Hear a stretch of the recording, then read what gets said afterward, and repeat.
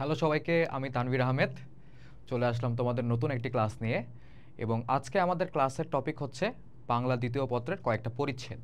তোমরা নাম দেখতে পাচ্ছ, শব্দ ও পদের গঠন, উপসর্গ দিয়ে শব্দ গঠন, প্রত্যয় দিয়ে শব্দ গঠন। যেহেতু আমাদের টপিকগুলো একটু ছোট ছোট, তো আমরা চেষ্টা করেছি হচ্ছে একটা ক্লাসের মধ্যে যাতে 3টা টপিক কভার হয়ে যায়। তো এর মাধ্যমে কি আমরা হচ্ছে মনে করো অত ঝামেলায় যাব না। ধরো সবগুলোর জন্য যদি আলাদা আলাদা ক্লাস হয় তাহলে তোমাদের জন্য মনে হবে যে আর অনেক কিছু পড়ার আছে, বাট জিনিসগুলো খুবই সিম্পল এবং ছোট ছোট। তো চলো দেরি না করে আজকে আমরা আমাদের ক্লাসটা শুরু করে দিই। তো শব্দ ও পদের গঠন দিয়ে আমরা সবার আগে হচ্ছে শুরু করব। এখানে দেখতেই পাচ্ছ আমার সুন্দর চেহারা, আর হচ্ছে আমি পড়াশোনা করতেছি ঢাকা বিশ্ববিদ্যালয়ে এবং তোমাদের আজকের ক্লাসটা ফুললি কন্ট্যাক্ট করব। তো দেখো, শব্দ ও পদের গঠন। এখন এই চ্যাপ্টারে যাওয়ার আগে আমাদের কয়েকটা জিনিস একটু বুঝতে হবে। সেটা হচ্ছে কি, শব্দ কি আর পদ কি। ওকে, তোমরা তো বই পড়ছোই, সমস্যা নেই, আমরা সবাই হচ্ছে বই পড়ছি, বইয়ের মধ্যে কি কি আছে এটা আমরা জানি। বাট এই যে চ্যাপ্টারটার যদি একটা সামারি আমরা করার ট্রাই করি, তাহলে সামারিটা দেখতে কীরকম হবে সেটা দিয়ে আজকে আমরা আমাদের ক্লাসটা শুরু করব। তো শব্দ ও পদের গঠন, প্রথমে আমরা একটু চিন্তা করি শব্দ এটা নিয়ে। মানে এগুলার গঠন যেহেতু শিখতে হবে, তাহলে শব্দ জিনিসটা কি। ওকে, শব্দ হচ্ছে একটা ওয়ার্ড। ওকে, আমরা যেটা দেখছি যে হচ্ছে কয়েকটা ধ্বনি বর্ণ মিলে একটা শব্দ তৈরি হয়, ঠিক আছে। যেমন শব্দ হচ্ছে একটা শব্দ, পদের এটা একটা শব্দ। এখন কথা হচ্ছে যেই শব্দই হোক না কেন শব্দটার মিনিং থাকতে হবে। এক্স ওয়াই জেড, ঠিক আছে, এক্স ডি উঙ্গা বুঙ্গা কিছু একটা হইলে হবে না। ওকে, মিনিং থাকা লাগবে। যে কোনো কিছু ও এম জি এগুলো কোনো শব্দ না, অ্যাটলিস্ট বাংলা ভাষা এগুলো কোনো শব্দ না। ওকে, তো শব্দের মিনিং থাকাটা ইম্পর্টেন্ট। এখন শব্দকে আমরা কয়েকটা ক্লাসিফিকেশনের আন্ডারে আনতে পারি। যেমন দেখো, শব্দের মধ্যে দুইটা ভাগ আছে, একটা হচ্ছে মূল শব্দ আর একটা হচ্ছে আমাদের সাধিত শব্দ। কয়টা জিনিস পেলাম আমরা? মূল শব্দ পেলাম আর সাধিত শব্দ পেলাম। এখন আমাদের কথা হচ্ছে ভাইয়া, মূল শব্দ কি? মূল শব্দ মানে যেই শব্দটাকে ভাগ করা যায় না, বা ভাগ করলেও হচ্ছে ওরকম মিনিংফুল কিছু পাওয়া যায় না। এখন কথা হচ্ছে ভাই, ভাগ করলে মিনিংফুল কিছু পাওয়া যায় না মানে কি? দেখো এক্সাম্পলগুলো দেখো, মা, গাছ, শির, লতা, এগুলা হচ্ছে তোমার মূল শব্দ। ওকে, তো এই শব্দগুলোকে ভাগ করলে তুমি ওরকম মিনিংফুল কিছু পাবা না। তাহলে সাধিত শব্দ এই মূল শব্দ থেকে আলাদা। তার মানে সাধিত শব্দকে যদি আমরা ভাগ করি তাহলে এক বা একাধিক কি পাবো? একটা তো পাবো না, একাধিকই পাবো। একাধিক হচ্ছে আমরা অর্থপূর্ণ ভাগ পাবো, মানে এটাকে ভাগ করা যায়। যেমন সিম্পলি তুমি চিন্তা করো যে এই জায়গায় একটা শব্দ আছে হচ্ছে হাট বাজার, এক্সাম্পল হিসেবে যদি আমরা নেই, তাহলে হাট বাজারকে যদি আমরা ভাগ করি তাহলে কি পাবো? হাট আর বাজার, ঠিক আছে, দুইটা ভাগে ভাগ করা গেছে। কিন্তু তুমি যদি গাছকে এরকম ভাবে ভাগ করতে যাও তাহলে কি হবে? গা ছ, কয়েকার গা ছ, দুইটা ভাগ হবে, ঠিক আছে। এটা কোনো অর্থপূর্ণ হইলো, মিনিংফুল কিছু হইলো না। এটা মিনিংফুল কিছুই হচ্ছে আমাদের হলো না। তার মানে কি, আমরা মূল শব্দ এবং সাধিত শব্দকে ভাগ করব কিসের বেসিসে? আমরা দুইটা জিনিসের বেসিসে ভাগ করব।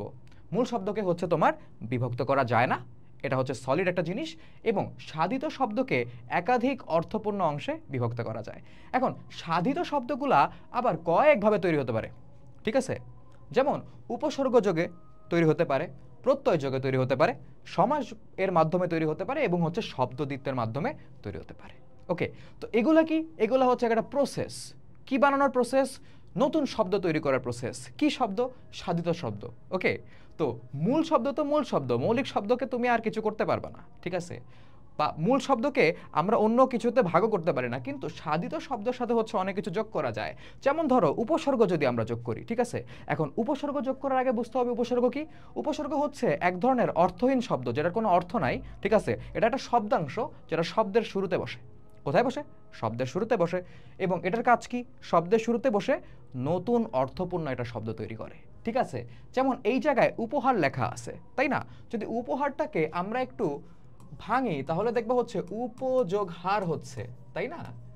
তো এই যে হার শব্দটা, এই হার শব্দটার আগে উপ, এই উপসর্গটা যুক্ত হয়েছে, এবং যুক্ত হওয়ার ফলে নতুন একটা শব্দ তৈরি হয়েছে, সেটাকে কি বলবো আমরা?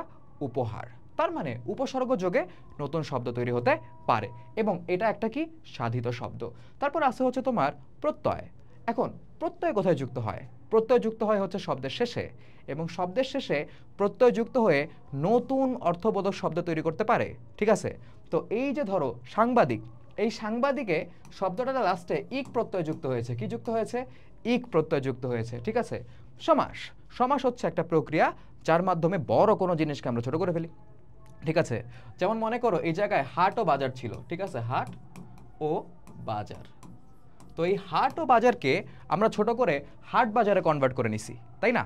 তারপরে হচ্ছে তোমার শব্দদ্বিত্ব। শব্দদ্বিত্ব কি জিনিস? শব্দদ্বিত্ব মানে হচ্ছে একটা শব্দকে দুইবার ব্যবহার করে আমরা নতুন একটা শব্দ তৈরি করতে পারি, ঠিক আছে।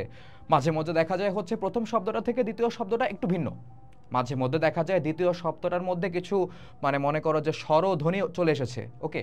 আবার মাঝে মধ্যে দেখা যায় যে দুইটাই সেম, এরকমও হয়। তো এই যে শব্দদ্বিত্ব, এই শব্দদ্বিত্বের এক্সাম্পল আমরা দেখতেছি ঠক ঠক কুটকুট, এগুলো হচ্ছে শব্দদ্বিত্ব। ধরো এই যে একটা শব্দ ঠক দুইবার ইউজ করার ফলে নতুন শব্দ হয়ে গেল ঠক ঠক। যেরকম অনেক শব্দ হইতে পারে, যেমন ধরো হচ্ছে জ্বর জ্বর, জ্বর একটা শব্দ, জ্বর জ্বর আলাদা শব্দ। কারণ তুমি যখন বলো আমার জ্বর এসেছে, তুমি বোঝাও যে তোমার জ্বর এসে পড়ছে। আর তুমি যখন বলো আমার জ্বর জ্বর লাগছে, তখন তুমি বোঝাচ্ছ কি আমার এক্স্যাক্টলি জ্বর আসে নাই, আমার জ্বরের ভাবটা হচ্ছে, ঠিক আছে। তো এই গেল হচ্ছে আমাদের শব্দের যে হচ্ছে ক্লাসিফিকেশন। এখন আসো আমরা যদি পদের ক্লাসিফিকেশন করতে চাই তাহলে কিরকম হবে। দেখো এই জায়গায় আমরা পদকেও কিন্তু দুইটা ভাগে ভাগ করছি, ওকে। তো দেখো, তো পদের সাথে যদি পার্টিকুলার একটা জিনিস যুক্ত থাকে, ঠিক আছে, যার নাম হচ্ছে লগ্নক, ঠিক আছে, তাহলে ওই পদটা হয়ে যাবে সলগ্নক। আর যদি যুক্ত না থাকে তাহলে হবে কি অলগ্নক। ব্যাপারটা হচ্ছে খুবই সিম্পল। তো দেখো পদের সাথে যদি লগ্নক যুক্ত থাকে সলগ্নক, যদি যুক্ত না থাকে অলগ্নক। এখন আমার কথা হচ্ছে লগ্নক জিনিসটা কি? সিম্পল, লগ্নক হচ্ছে এক ধরনের শব্দাংশ যেটা পদের সাথে যুক্ত হয়, ওকে। এবং পদের সাথে যুক্ত হয়ে তোমার ওই পদের মিনিংটাকে চেঞ্জ করতে পারে, এরকম কিছু, ওকে। তো দেখো এখন পদকে আমরা অলগ্নক এবং সলগ্নক এই দুই ভাগে হচ্ছে ভাগ করেছি। তো দেখো অলগ্নক পদ, নীল ফুটবল, আমরা মোটামুটি দেখতেছি যে এই পদগুলোর সাথে কোনো কিছু যুক্ত হয় নাই, ঠিক আছে। এবং আমরা যে লগ্নকগুলো দেখব এই লগ্নকগুলো সবসময় হচ্ছে পদের শেষে যুক্ত হয়, ওকে। তো এখানে আমরা কোনো লগ্নক দেখছি না, তাই এটা হচ্ছে অলগ্নক পদ। এখন সলগ্নক পদ যখন আমরা আলোচনা করব, লগ্নকের ব্যাপারে আমরা অলরেডি বললাম, আমাদের জানতে হবে লগ্নক কয় টাইপের আছে। লগ্নক আছে 4 টাইপের, বিভক্তি, নির্দেশক, বচন আর বলক, এই 4টা। এখন বিভক্তি কি? বিভক্তি ওই যে পদের শেষে যুক্ত হয়। পদের শেষে যুক্ত হওয়ার ফলে বিভক্তির একটা কাজ আছে, মেইনলি বিভক্তির কাজ হচ্ছে অন্বয় সাধন করা, অন্বয় সাধন করা বা সম্পর্ক স্থাপন করা। বিভক্তির ব্যাপারে আমরা যখন পরবর্তীতে সমাস পড়ব তখন আমরা আরও জানবো, ওকে। এখন অন্বয় সাধন কিভাবে করে, ধরো আমি তোমাকে সিম্পল একটা এক্সাম্পল দিলাম যে হচ্ছে মা শিশু চাঁদ দেখাচ্ছে, কি মা শিশু চাঁদ দেখাচ্ছেন।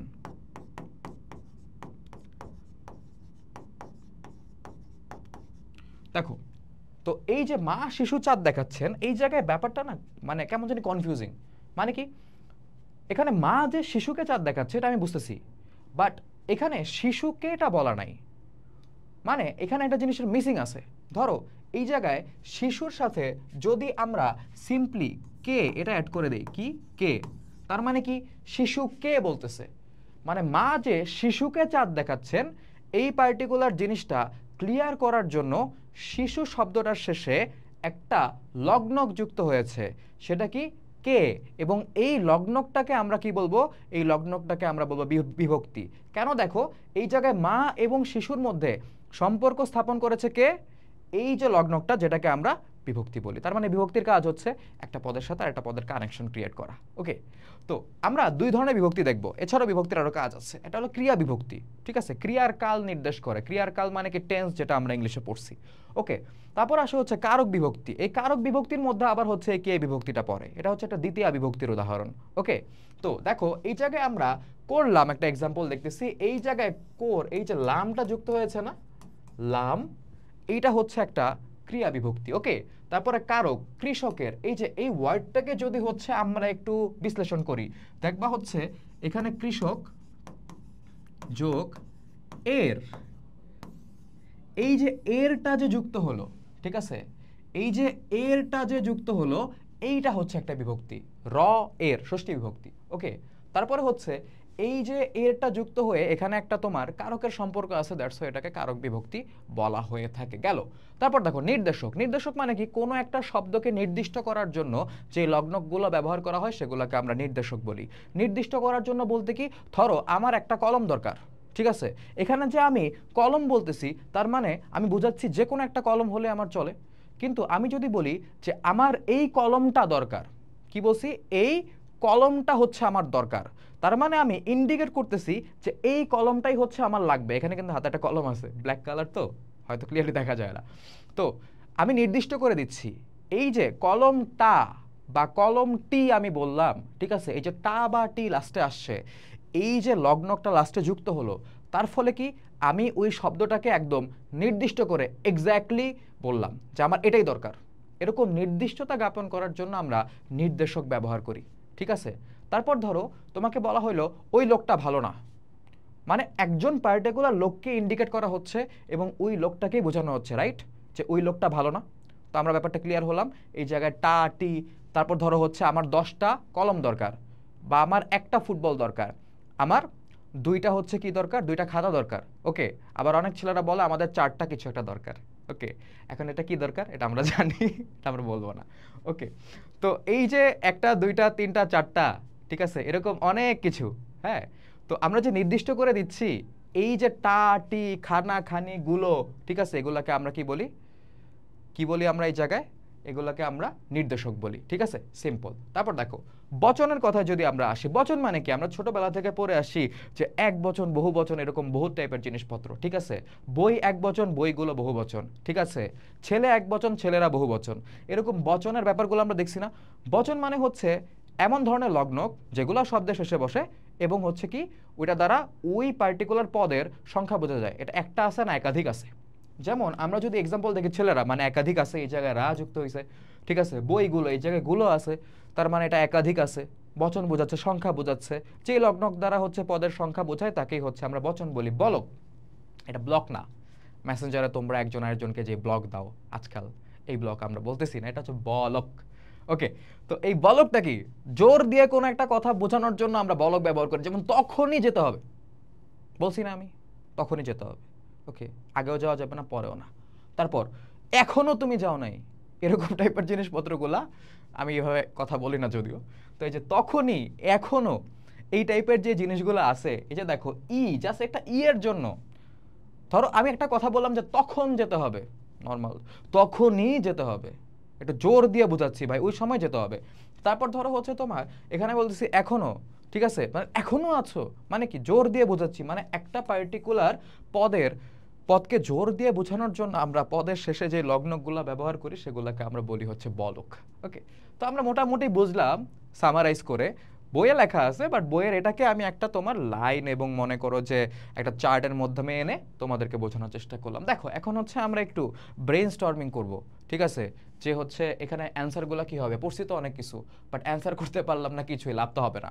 তো দেখো শব্দের মূল অংশকে কি বলে, এই জায়গায় অপশন দেওয়া আছে প্রকৃতি, প্রত্যয়, বিভক্তি, লগ্নক। আমরা মোটামুটি জানি যে লগ্নক হচ্ছে কি শব্দের মূল অংশ না, ঠিক আছে। বিভক্তি এক ধরনের লগ্নক, প্রত্যয় হচ্ছে কি তোমার শব্দের সাথে যুক্ত হয়। তো এই জায়গায় প্রকৃতি এটা হচ্ছে আমাদের রাইট অ্যান্সার। কেন প্রকৃতি আমাদের রাইট অ্যান্সার, ওকে। চলো আমরা হচ্ছে এটার ব্যাখ্যাটা দেখি। এখন শব্দকে আমরা মানে 2টা ভাগে আমরা ভাগ করতে পারি, তাই না। একটা হচ্ছে মূল শব্দ, সাধিত শব্দ, এগুলো আমরা জানছি। এখন শব্দের মূল অংশ এবং হচ্ছে শব্দের সাথে যেগুলো যুক্ত হয় সেগুলোর মধ্যে একটা তফাৎ আছে। এখন তুমি আমাকে বলতে পারো যে ভাইয়া শব্দের মূল অংশ কি আর শব্দের বাকি অংশ বলতে আপনি কি বোঝালেন। ওই যে আমি একটু আগে তোমাকে বললাম যে উপহার, কি বলছি আমি, উপহার। তো এই জায়গায় হার শব্দটা মেইন ছিল, রাইট, এই হার শব্দটা মেইন ছিল, তার সাথে হচ্ছে আমরা একটা উপসর্গ যুক্ত করছি, রাইট। তো মোটামুটি আমরা হচ্ছে একটা শব্দের মেইন অংশ এবং হচ্ছে তার সাথে যে অনেক কিছু যুক্ত হতে পারে সেটা আমরা বুঝলাম। এখন শব্দের যে মূল অংশ, এই মূল অংশটাকে আমরা বলি হচ্ছে শব্দমূল বা প্রকৃতি, ঠিক আছে, শব্দমূল বা প্রকৃতি। এখন এই শব্দমূল বা প্রকৃতির মধ্যে আবার 2টা ভাগ আছে, একটা হচ্ছে নাম প্রকৃতি, একটা হচ্ছে ক্রিয়া প্রকৃতি। এখন এই ক্রিয়া প্রকৃতিটাকে আবার আমরা ধাতুও বলতে পারি, কি বলতে পারি, ধাতুও বলতে পারি। তো চলো একটু রিড আউট করো, বলতেছে শব্দের মূল অংশকে শব্দমূল বা প্রকৃতি বলে। আমরা বুঝছি এক বা একাধিক ধ্বনি দিয়ে এটা তৈরি হতে পারে, ওকে, একটা ধ্বনি দিয়েও তৈরি হতে পারে, একাধিক ধ্বনি দিয়েও তৈরি হতে পারে, ঠিক আছে। এই শব্দমূলকে আমরা প্রকৃতি নামেও বুঝি, কি শব্দমূলকে প্রকৃতি নামেও বুঝি, এটা হচ্ছে তোমাদের ওই নেচার প্রকৃতি না, ঠিক আছে। মানে অনেক টার্ম আছে, ওকে, অনেক কিছু আছে, সব কিছু বাংলার মধ্যে যদি তুমি রিলেট করতে চাও তাহলে হবে না। ওকে, ব্যাপারটা হচ্ছে এরকম। তো এই যে প্রকৃতি, এই প্রকৃতিটা কি শব্দের মূল অংশকে হচ্ছে প্রকৃতি বলে, ঠিক আছে। নাম প্রকৃতি আছে, ক্রিয়া প্রকৃতি আছে, ক্রিয়া প্রকৃতিকে আবার ধাতু বলা যায়, ঠিক আছে। তো এই যে ধরো এখানে বলছে নাম প্রকৃতি ও ধাতুর সঙ্গে যুক্ত হয়ে নতুন শব্দ তৈরি করে, এই কাজটা কে করে? এই যে বলতেছে যে নাম প্রকৃতি এবং ধাতুর সাথে যুক্ত হয়ে নতুন শব্দ তৈরি করে বা হয়, এই কাজটা করে হচ্ছে আমাদের বড় ভাই প্রত্যয়। ওকে, তো প্রত্যয়টা আমার একজন বড় ভাই আছে, যদিও ওটা ফ্যাক্ট না। তো দেখো, আমার আপন না, এলাকার ভাই। তো এই যে নাম প্রকৃতি, এই নাম প্রকৃতিটা কি? ধরো হচ্ছে তোমার এক্সাম্পল যদি আমরা দেখি, মাছ, মা, গাছ, পুকুর, মাঠ, ঘাট ইত্যাদি, ঠিক আছে। এখন তুমি আমাকে বলতে পারো যে ভাই নাম প্রকৃতি এবং ধাতুর মধ্যে তফাৎ কিভাবে করব? নাম প্রকৃতিগুলা দেখতে সুস্থ, সুস্থ অসুস্থর কিছু নাই। মানে সুস্থ অ্যাজ ইন তুমি এগুলা পড়ে না ঠিক মতো উচ্চারণ করতে পারবে, এবং তুমি এগুলা তোমার নিত্য নৈমিত্তিক লাইফের বিভিন্ন কাজে হচ্ছে ব্যবহার করে আসতেছো এবং করবাও সামনেও, ঠিক আছে। তো এই যে ধরো মা, মাছ, কাছ, পুকুর, ঘাট, মাঠ, এগুলা তো নর্মাল শব্দ, বাট কর, যা, ক্রি, চল, ধু, খামর, এগুলা কি আমরা নর্মালি ইউজ করি আমাদের কথায়? না, এগুলা হচ্ছে ক্রিয়ামূল, ঠিক আছে। এদের সাথে প্রত্যয় বা অন্যান্য অনেক জিনিস যুক্ত হয়ে কি হবে? একটা ক্রিয়াপদ তৈরি করবে, ঠিক আছে। তো এই যে ধরো অসুস্থ এবং সুস্থ, এই দুইটার পরিচয় থেকে আমরা বুঝতে পারবো যে কোনটা হচ্ছে তোমার তোমার নাম প্রকৃতি এবং কোনটা হচ্ছে ক্রিয়া প্রকৃতি, ঠিক আছে। চলো দেখো, দ্বিতীয় কোশ্চেনে বলতেছে শব্দ যখন বাক্যে ব্যবহৃত হয় তখন তাকে কি বলে? শব্দ যখন বাক্যে ব্যবহৃত হয় তখন তাকে শব্দ বলে না, তখন তাকে আমরা কি বলি? তখন তাকে আমরা বলি পদ। ছোটবেলা থেকে পড়ে আসছো না, বাক্যে ব্যবহৃত প্রতিটি অর্থবোধক শব্দকে এক একটি পদ বলে, আমাকে অনেকবার পড়াইছে, ঠিক আছে। মুখস্থ করাই তো এগুলো, তো আমি ভুলি নাই, মনে আছে। তো এই যে আমরা দেখতেছি রাইট অ্যান্সারটা হচ্ছে আমাদের পদ, এবং ব্যাখ্যা দিছে শব্দ যখন বাক্যে ব্যবহৃত হয় তখন তাকে পদ বলে, এটা আমরা জানি। পদে পরিণত হওয়ার সময়ে পদের যেসব শব্দাংশ যুক্ত থাকে সেগুলোকে লগ্নক বলে। আমরা তো অলরেডি দেখছি যে পদের সাথে যে সকল শব্দাংশ যুক্ত থাকে সেগুলোকে আমরা লগ্নক বলবো, এবং লগ্নক কয় প্রকার? 4 প্রকার, সেগুলো হচ্ছে একটু আমাদের দেখা আছে। ওকে, তো দেখো, যেসব শব্দাংশ পদের সঙ্গে যুক্ত হয়ে বক্তব্য জোরালো করে তাকে কি বলে? এই যে একটু আগে বলছি, তুমি এখনো যাও নাই, তখনই করতে হবে। তার মানে এগুলা কি কি বলে? যেগুলা মনে করো যে শব্দের শেষে যুক্ত হয় সেগুলোকে আমরা বলি হচ্ছে কি বলক। মানে এগুলা শব্দের শেষে বা হচ্ছে পদের শেষে হচ্ছে তোমার যুক্ত হয়, এবং যুক্ত হয়ে কি করে? তোমার ভাবটাকে আরো জোরালো করে, ঠিক আছে। দেখো বলক এই জায়গায় আমাদের রাইট অ্যান্সার কেন বলেই দিছে, ঠিক আছে। তোমরা হচ্ছে একদম ক্লিয়ারলি এই জায়গায় আমাদের ডেসক্রিপশনটা দেখতে পাচ্ছ, এই ডেসক্রিপশন আমরা হচ্ছে অলরেডি জানি। ওকে, তারপর কোনটি সাধিত শব্দ? আমরা মূল শব্দ এবং সাধিত শব্দ কাকে বলে জানছি, ঠিক আছে। তো দেখো এই জায়গায় অপশন আছে হচ্ছে গাছ, এটা মূল শব্দ, বুঝতে পারতেছি। মাছ মূল শব্দ, চাঁদ মূল শব্দ, কিন্তু পরিচালক এটা আমাদের মূল শব্দ না, এটা আমাদের কি শব্দ? এটা হচ্ছে সাধিত শব্দ। কারণ যদি আমরা চালকের আগে পরিযুক্ত করি, ঠিক আছে, পরি কি একটা উপসর্গ, যেগুলো হচ্ছে শব্দের আগে যুক্ত হয় সেগুলোকে হচ্ছে আমরা উপসর্গ বলি। তো চালকের আগে পরিযুক্ত হয়েছে, রাইট। তো এই যে এই দুইটা মিলে হচ্ছে আমরা দুইটা ভাগ পেলাম, তার মানে আমরা বুঝতে পারলাম এটা হচ্ছে একটা কি শব্দ? সাধিত শব্দ। দেখো এই জায়গায় পরিচালক রাইট অ্যান্সার, এবং আমাদেরকে সিম্পলি বলে দেওয়া আছে যে কিভাবে হচ্ছে এই ব্যাপারটা হলো। দেখো তোমরা বলছে এটা সাধিত শব্দ, ঠিক আছে। শব্দটির চালকের আগে হচ্ছে পরি উপসর্গ যুক্ত হয়েছে, ঠিক আছে। এবং উপসর্গ প্রত্যয় যোগে যে সকল শব্দ তৈরি হয় সেগুলোকে আমরা সাধিত শব্দ বলি। এছাড়াও তোমার সমাসের মাধ্যমে বা হচ্ছে শব্দদ্বিত্বের মাধ্যমে হচ্ছে আমরা নতুন সাধিত শব্দ তৈরি করতে পারি। এখন কোনটি মৌলিক শব্দ? দেখো চাঁদ, বন্ধুত্ব, প্রশাসন, দায়িত্ব, ঠিক আছে। আমরা সিম্পলি বুঝতে পারতেছি আমাদের রাইট অ্যান্সার হবে হচ্ছে চাঁদ। কেন চাঁদ? চাঁদ হচ্ছে একটা মৌলিক শব্দ। আরও কিছু মৌলিক শব্দের উদাহরণ তোমাদের দেওয়া আছে, যেগুলো অলরেডি হচ্ছে তোমরা কিছু উদাহরণ দেখে ফেলেছো, এবং হচ্ছে মৌলিক শব্দের ব্যাখ্যাটাও হচ্ছে দেওয়া আছে। দেখো এর আগে তো আমি নর্মালি বলছি, এখানে সুন্দরভাবে বলা আছে যেসব শব্দকে বিশ্লেষণ করলে অর্থপূর্ণ বা মিনিংফুল কোনো পার্ট পাওয়া যায় না, অংশ পাওয়া যায় না, বা বিশ্লেষণ করলে অর্থপূর্ণ কোনো অংশ যখন থাকে না তখন সেগুলোকে মৌলিক শব্দ বলে। আর বিশ্লেষণ করার পরে যখন হচ্ছে অর্থপূর্ণ অংশ পাওয়া যায় তখন তাকে আমরা মৌলিক শব্দ বলবো না, তখন তাকে আমরা বলবো হচ্ছে সাধিত শব্দ, ঠিক আছে। শব্দের কোথায় প্রত্যয় যুক্ত হয়? প্রত্যয় কোথায় যুক্ত হয়? প্রত্যয় কি শুরুতে যুক্ত হয়? না, প্রত্যয় শুরুতে যুক্ত হয় না। প্রত্যয়ের জায়গায় যদি আমরা উপসর্গের কথা বলতাম তাহলে উপসর্গ হচ্ছে শব্দের শুরুতে যুক্ত হয়। কোনটা কোথায় যুক্ত হয়? আমরা দেখছি যে হচ্ছে আমাদের যে লগ্নকগুলো আছে এই লগ্নকগুলো সবই হচ্ছে তোমার শব্দের শেষে যুক্ত হয়। আর শুরুতে যেগুলো যুক্ত হয় তার মধ্যে হচ্ছে আমাদের উপসর্গ আছে, ঠিক আছে, প্রত্যয় শেষে যুক্ত হয়। তার মানে শব্দের কোথায় প্রত্যয় যুক্ত হয় আমরা অ্যান্সার করব হচ্ছে শব্দের শেষে হচ্ছে প্রত্যয় যুক্ত হয়। ব্যাখ্যা দেওয়া আছে কি প্রত্যয় শব্দের শেষে যুক্ত হয়ে নতুন শব্দ গঠন করে। এই জায়গায় দেখো আমরা দুইটা এক্সাম্পলও দিয়ে রাখছি। একটা হচ্ছে সাংবাদ যোগ হচ্ছে তোমার ইক, সংবাদ যোগ ইক থেকে আমরা পেলাম হচ্ছে সাংবাদিক। তো এই জায়গায় যে ইক পার্টটা যুক্ত হলো সংবাদ এর সাথে, এই শব্দটার সাথে, সেটাকে আমরা কি বলবো? সেটাকে আমরা বলবো হচ্ছে তোমার প্রত্যয়। ওকে, তারপরে দেখো কোনটি নির্দেশক। ওকে, তো নির্দেশক কোনটা? আমরা দেখছি টা, টি, খানা, এগুলা কি নির্দেশক। যেমন দেখো রা, পরি, টুকু, ই, এই টুকুটা হচ্ছে আমাদের নির্দেশক হতে পারে যদি বলা হয় দুধ খেয়ে নাও, ঠিক আছে, বা পানি খেয়ে নাও। তার মানে আমরা বোঝাচ্ছি কি পার্টিকুলারলি কতটুকু খাবো এটা বলা হয় নাই। বাট যদি ধরো তোমার মা তোমাকে এসে বলে দুধটুকু খেয়ে নে, ঠিক আছে, তার মানে কি ওই যে গ্লাসে বা পাতিলার মধ্যে একটু দুধ আছে এটা তোমাকে খাইতে বলতেছে। ওকে, বা পানিটুকু খেয়ে নে, মানে নির্দিষ্ট করে বলতেছে এই যে এইটুকু পানি খেয়ে নে। ওকে, এখন আমি তো ভিজুয়ালাইজ করে তোমাকে দেখাইতে পারতেছি না যে দেখো পানি খেতে বলতেছে মা, সম্ভব হলে দেখাইতাম, সমস্যা নেই, বাট আশা করি তোমরা বুঝতে পেরেছো, কোনো সমস্যা নাই। তো এই জায়গায় টুকু হচ্ছে আমাদের কি নির্দেশক। দেখো টুকু একটি নির্দেশক, ঠিক আছে। নির্দেশকের সংজ্ঞা এই জায়গায় দেওয়া আছে, যেসব শব্দাংশ পদের সাথে যুক্ত হয়ে পদকে নির্দিষ্ট করে, মানে একদম এক্স্যাক্টলি পদটাকে বোঝায়, তাকে আমরা কি বলবো? নির্দেশক বলবো, ঠিক আছে। তো দেখো এই যে লোকটি শব্দে টি, এইটা হইতেছে আমাদের একটা নির্দেশক। এত ডিটেলসে আমাদের যাওয়ার দরকার নেই, তা আমি বলে দিচ্ছি কারণ লাস্ট মোমেন্টে তোমাদের অনেকে কি থাকতে পারে, দুর্বলতা থাকতে পারে। কোনটি লগ্নক এক দেখায় বলতে হবে, ঠিক আছে। প্রত্যয় লগ্নক না, ঠিক আছে। নির্দেশক লগ্নক কোনটা? এই যে দেখো কোশ্চেনে কি বলছে, কোনটি লগ্নক নয়। ওকে, আমি ভুল পড়ছি, সমস্যা নাই, আমি দেখছি কোনটি লগ্নক। তো এই জায়গায় কোনটি লগ্নক নয়? দেখো নির্দেশক লগ্নক, বলক লগ্নক, বচনও লগ্নক, ঠিক আছে। তো এই জায়গায় প্রত্যয়টা হচ্ছে লগ্নক না, কারণ আমরা অলরেডি দেখছি যে প্রত্যয় হচ্ছে শব্দের সাথে যুক্ত হয় আর লগ্নকগুলো যুক্ত হয় পদের শেষে, তাই না? এই জিনিসটা কিন্তু আমরা ওই যে প্রথমেই দেখে আসছি, তো কনফিউজড হওয়া যাবে না। দেখো বলে দিছে প্রত্যয় হচ্ছে রাইট অ্যান্সার, এবং প্রত্যয় লগ্নক নয়। প্রত্যয় সাধিত শব্দ গঠিত হওয়ার একটি প্রক্রিয়া, ঠিক আছে। তো আমরা দেখছি যে সাধিত শব্দ গঠিত হওয়ার জন্য প্রত্যয় কাজ করে যেরকমভাবে উপসর্গও কাজ করে, এছাড়াও সমাসও রয়েছে, শব্দ দ্বিতীয় রয়েছে, এটা আমাদের বইয়ের কথাবার্তা। নৌকার ছাইয়ে, ঠিক আছে, ছইয়ে নীল মাছরাঙ্গাটি বসে আছে। তো দেখো নৌকার ছইয়ে নীল মাছরাঙ্গাটি বসে আছে, এখানে অলগ্নক পদ কোনটা? এটা টাফ। ওকে, মানে অলগ্নক পদ বলতে যেই পদটার সাথে লগ্নক যুক্ত নাই সেটাকে বোঝানো হচ্ছে। ওকে, তো প্রথমে আমরা একটু চিন্তা করি, নৌকার দেখো লাস্টে র আছে, এটা একটা বিভক্তি, ঠিক আছে। নৌকা যোগ র আছে, এখানে একটা লগ্নক আমরা পেয়ে গেছি, ঠিক আছে। ছইয়ে, ছই যোগ এ, অন্তস্তীয় একার, ঠিক আছে, যেটাকে আমরা বলি এই জায়গায় হচ্ছে আমাদের একটা কিছু আমরা দেখতে পারতেছি লগ্নক হিসেবে, ঠিক আছে। তারপর দেখো মাছরাঙ্গা টি, এই জায়গায় হচ্ছে আমাদের টি আছে, টি কি একটা নির্দেশক, ঠিক আছে।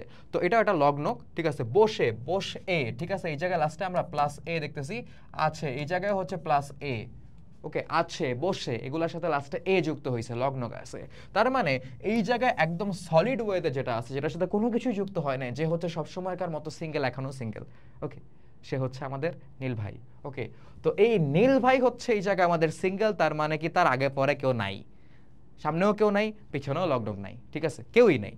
তো এই যে নীল, নীলটা হবে কি আমাদের রাইট অ্যান্সার। মানে নীলের সাথে এরকম মানে তার ব্যাপারে এগুলো বলতে আমার অনেক কষ্ট হচ্ছে।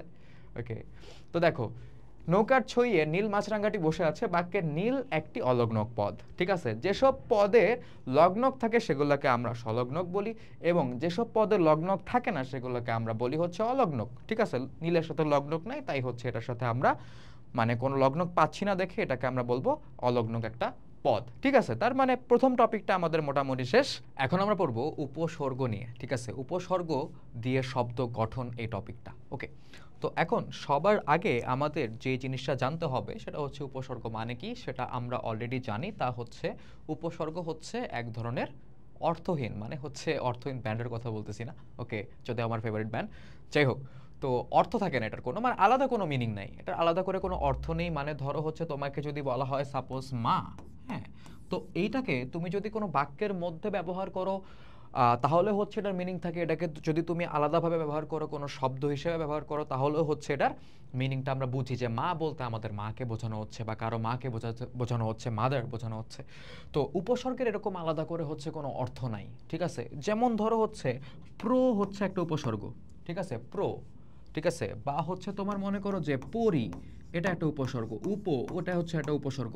তো এই উপসর্গগুলোকে যদি আমরা কোনো শব্দের সাথে যুক্ত করি, তখন গিয়ে হচ্ছে একটা মিনিং তৈরি করতে পারে, ওই শব্দটার সাথে যুক্ত হয়ে উপসর্গ একটা নতুন মিনিং তৈরি করতে পারে। কিন্তু উপসর্গের আলাদা করে কিন্তু কোনো মিনিং নাই, মানে এগুলাকে তুমি যদি আলাদা করে দেখো বা লেখো বা কিছু বলার চেষ্টা করো, কোনো মিনিং নেই এটার। পরি মানে কি জানি না, প্রো দিয়ে আসলে কি বোঝা আলাদা করে, আই ডোন্ট নো। ঠিক আছে, কিছু একটা উপশহর বা উপনদী বা উপজেলা এরকম কোনো শব্দ যদি তৈরি করা যেত উপ দিয়া, তাহলে হচ্ছে একটা অর্থ বা মিনিং হচ্ছে থাকতো। তো উপসর্গ যদি আমরা একদম সিম্পলি বলি, উপসর্গ হচ্ছে কি সেই অর্থ ছাড়া, ঠিক আছে, মানে অর্থহীন শব্দগুলো বা শব্দাংশগুলো যেগুলো হচ্ছে তোমার শব্দের শুরুতে যুক্ত হয়, এবং শব্দের শুরুতে যুক্ত হয়ে তারা কি করে নতুন একটা শব্দ তৈরি করতে পারে, বা হচ্ছে কি নতুন অর্থবোধক শব্দ তৈরি করতে পারে, ঠিক আছে? ওই আগের শব্দটার মিনিংটা পরিবর্তন করতে পারে, বা এমনও হতে পারে যে মিনিংটা বিপরীত মিনিং হয়ে গেছে, ঠিক আছে? যেমন মনে করো একটা শব্দ হচ্ছে সাপোজ কাজ, ঠিক আছে? এটার সাথে যদি আমরা এই উপসর্গটা যুক্ত করি, তাহলে কি হয়ে যাবে বলো তো? অকাজ হয়ে যাবে, ঠিক আছে? কাজ মানে হচ্ছে নর্মাল কাজ, যখন এর আগে আমরা যুক্ত করি এবং অকাজ হয়ে যায়, তার মানে এটা একটা খারাপ কাজ বোঝাচ্ছে, তাই না? মানে একদম বিপরীত বা হচ্ছে একটা সংকুচিত অর্থ প্রকাশ পায়। যদি অর্থ মনে করো যে নেগেটিভের দিকে, যেটাকে আমরা সংকুচিত বলি, যদি আরো পজিটিভের দিকে যায়, তাহলে সহজ ভাষায় আমরা এটাকে বলি যে অর্থ সম্প্রসারিত হয়েছে। এই ব্যাপারগুলো হচ্ছে আমরা দেখব।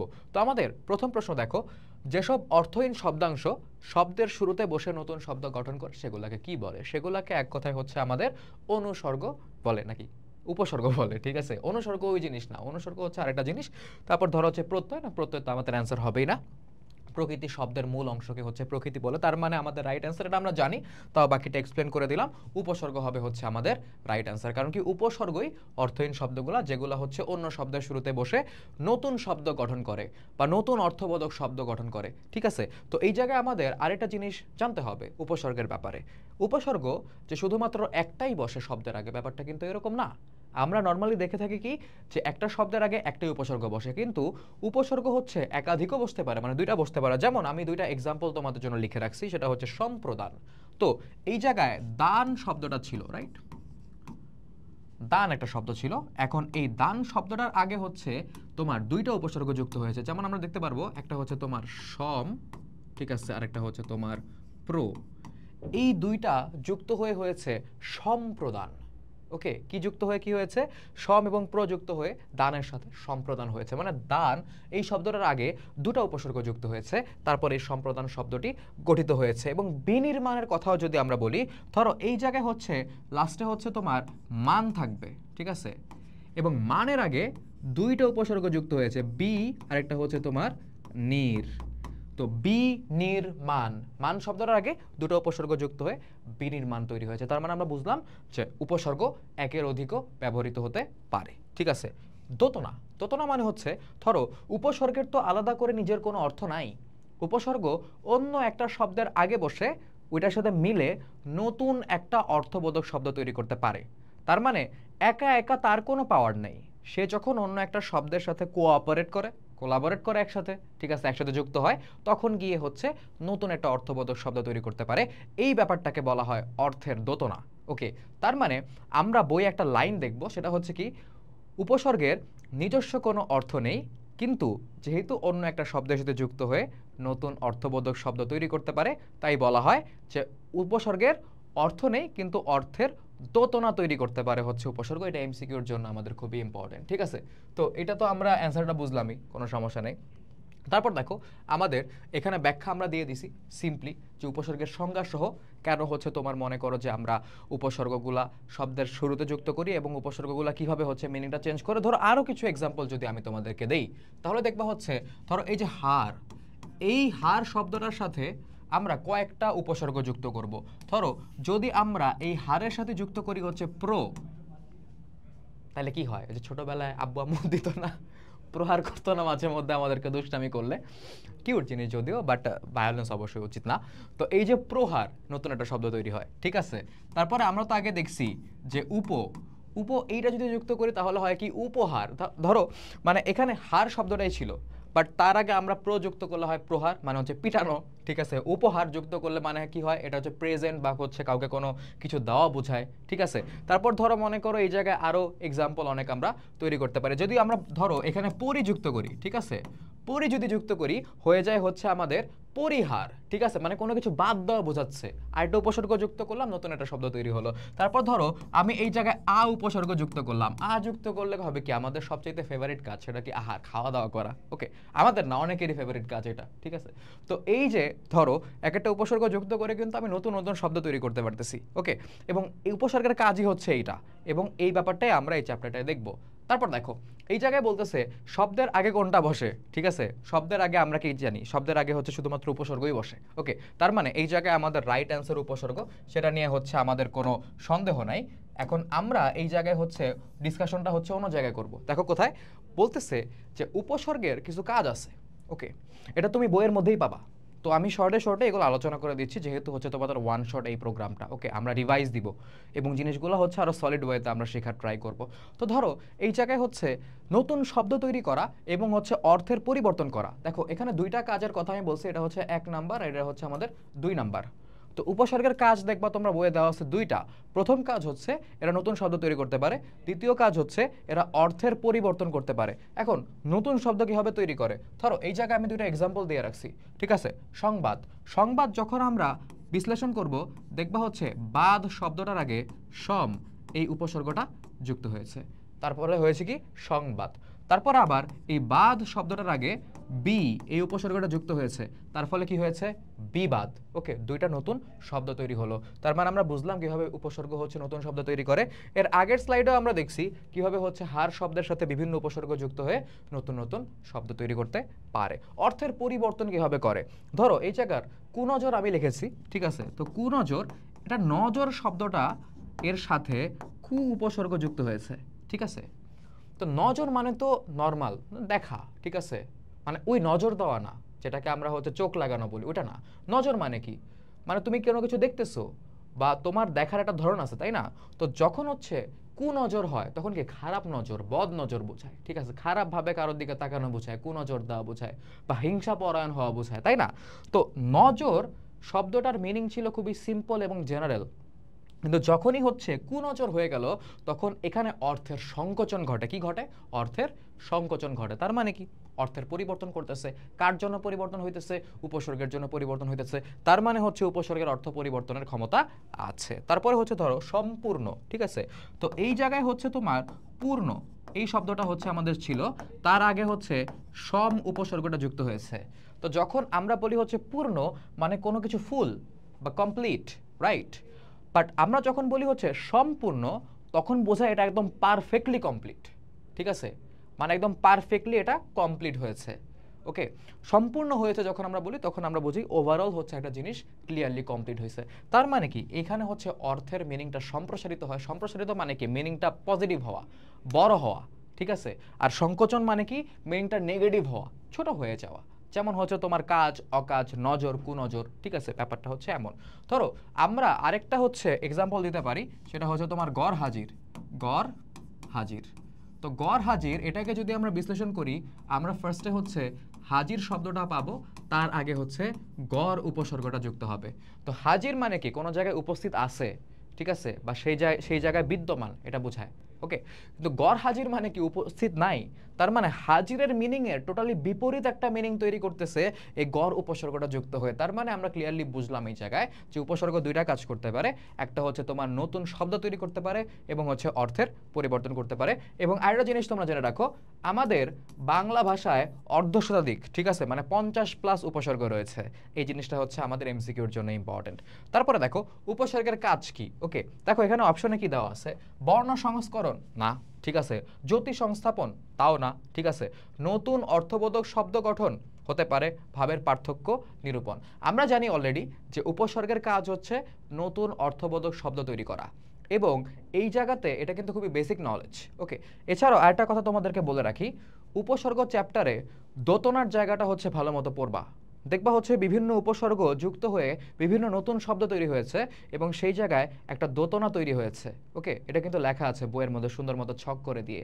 ওই জায়গার এক্সাম্পলগুলো হচ্ছে আমাদের জন্য খুবই ইম্পর্টেন্ট। ঠিক আছে, তারপর দেখো এই জায়গায় উপসর্গের কাজ কি।